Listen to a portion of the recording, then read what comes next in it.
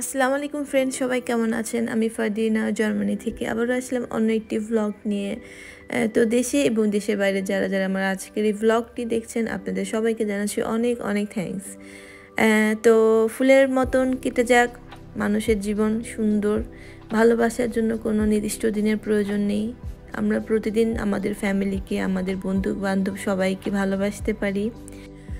তো একটি মানুষ পৃথিবীতে সারা জীবন বেঁচে থাকে না, কিন্তু তার ভালো ব্যবহারটা মানুষের মনে রয়ে যায় সারা জীবন। তো যাই হোক বন্ধুরা, আজকে রাতটি আপনাদের সাথে শেয়ার করছি। আমরা এখানে এনজয় করব, আমরা একটি মেলায় যাচ্ছি, সেখানে ঘুরবো, আমাদের শহরে ঘুরবো, আর তারপর একটি মজার রান্নার রেসিপি আজকে শেয়ার করছি। তো কথা না বাড়িয়ে চলুন দেখাই আজকের এই ভিডিওটা আপনাদেরকে।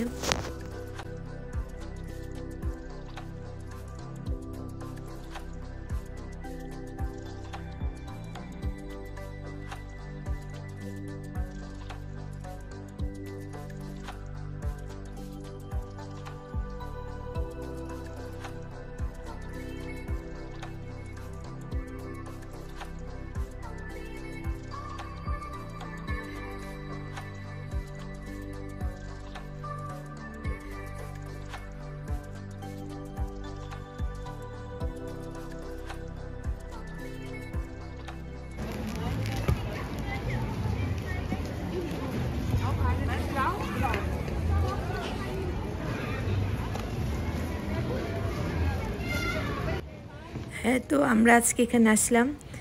এইটা অনেক বিশাল এরিয়া নিয়ে, এখানে বাচ্চাদের খেলাধুলার জন্য অনেকগুলো রাইস করা হয়েছে।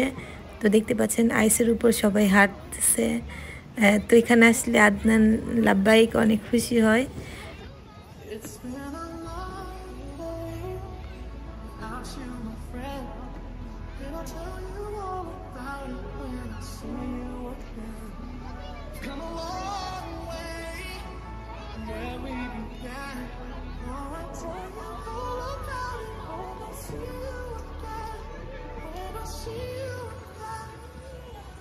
It's been a long way without you, my friend. And I'll tell you all about it when I see you again.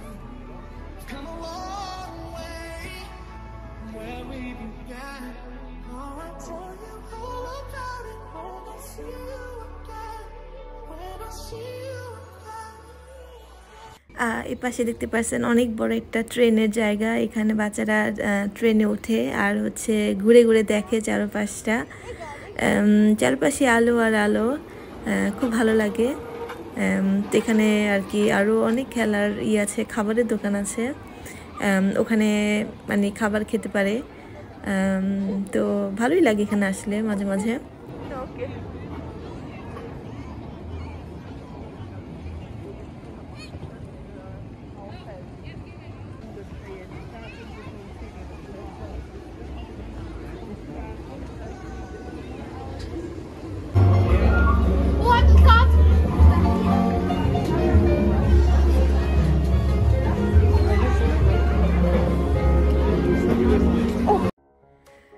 তো আমরা সবাই অনেক সুন্দর কিছু সময় কাটিয়েছি সেই মেলায়। তো ভালোই লেগেছিল অনেকক্ষণ। তো এখন যাচ্ছি বাসার দিকে। তো চলুন দেখা।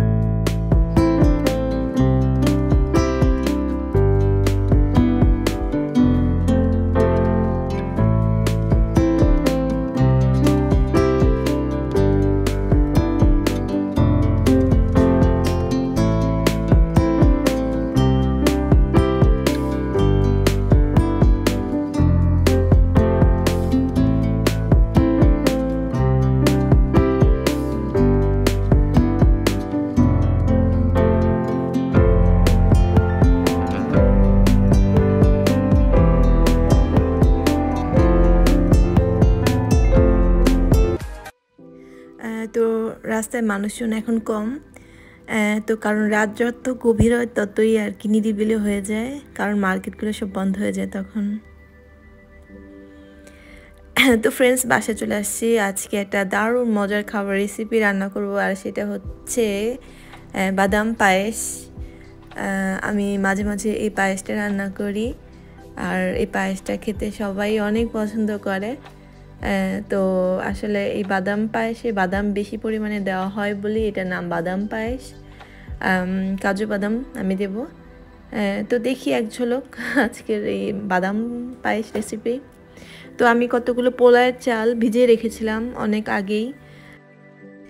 এখানে অ্যাড করব কিছু কিশমিশ আর হচ্ছে তেজপাতা আর হচ্ছে এলাচ দুটো। তো এলাচটা দিয়ে সাথে সাথে আমি উঠিয়ে ফেলবো, জাস্ট ঘ্রাণ হওয়ার জন্য আমি এলাচটা ইউজ করব।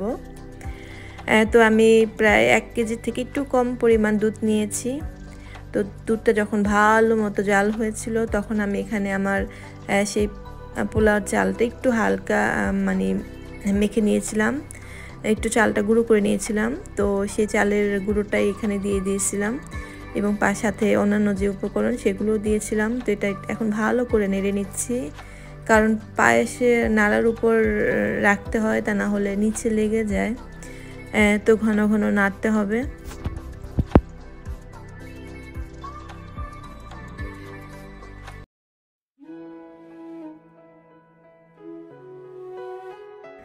তো আমার পায়েসটা প্রায় ঘন হয়ে গেছে। তো এখন বাটিতে ঢালার পর আমি এখানে বাদাম ছিটিয়ে দিব, তাহলেই হয়ে যাবে আমার বাদাম পায়েস।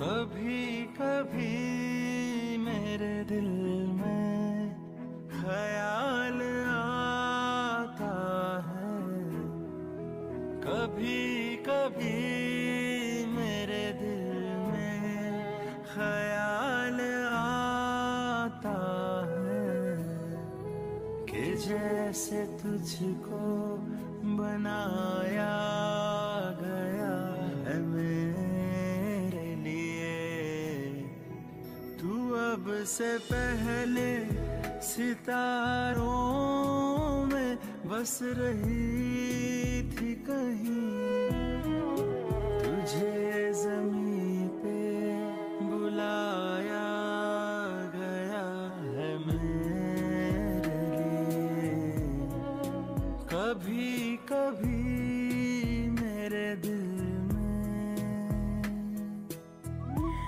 তো বন্ধুরা, যাবার সময় হয়ে গেছে। এভাবেই কাটালাম আমাদের সন্ধ্যাবেলাটা। জানি না কেমন লেগেছে আপনাদের। বাইরে অনেক বৃষ্টি পড়ছে, একটু সাথে বরফ মানে তুষার পড়ছে। তো ভালো লাগলে আমার পাশে থাকবেন, আমার জন্য দোয়া করবেন। আল্লাহ হাফেজ, বাই বাই। कभी कभी मेरे दिल में ख्याल आता है कि ये बदन